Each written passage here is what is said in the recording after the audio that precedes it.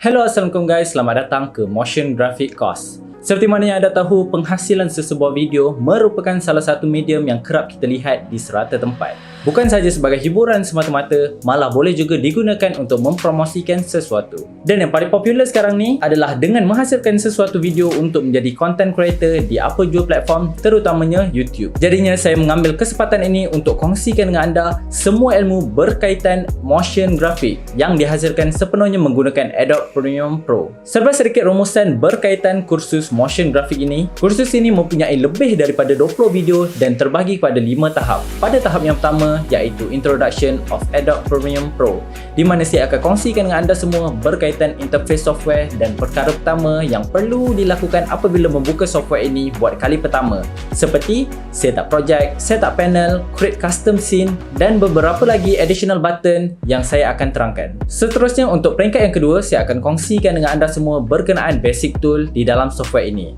Tak lupa juga dengan beberapa part yang sering kali digunakan, iaitu effect control, di mana kita akan sentuh dalam penggunaan keyframe, speed ramp dan yang paling best sekali ialah mask transition. Pada peringkat yang ketiga untuk kursus ini, saya akan kongsikan dengan anda semua berkenaan auto generate mask yang sering digunakan untuk follow track subject. Next, kita akan masuk pada color grading. Di bahagian ini saya akan kongsikan macam mana untuk memperbaiki color sesebuah video. Kemudian kita ada lagi sebuah video berkenaan advanced color grading.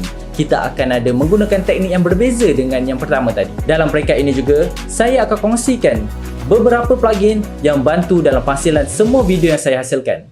Untuk peringkat yang keempat, kita akan masuk berkaitan audio basic setting.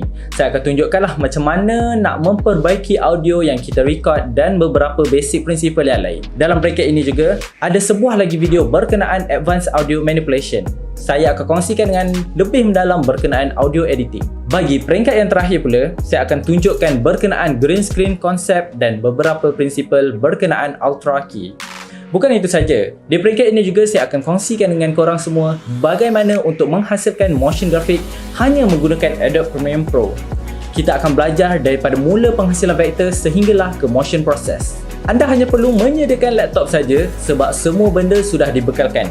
Daripada video praktis yang membantu semasa editing proses dan speed ramp, shortcut keyboard, sound effect, transition preset, plugin, software Premiere Pro, 3 video timelapse penghasilan motion graphic, comment and critic season, di mana saya akan kongsikan 10 motion graphic yang saya sendiri hasilkan hanya menggunakan Adobe Premiere Pro. Kursus ini sangat sesuai bagi anda yang mana sebelum ini hanya menggunakan preset editing yang ringkas seperti Filmora, Wondershare, Movie Maker, iMovie, even Viva Video sekalipun. Tiada masalah kerana kursus ini telah cover daripada basic interface sehinggalah advanced effect. Jadi tunggu apa lagi? Inilah masanya untuk menambahkan kemahiran video editing skill anda.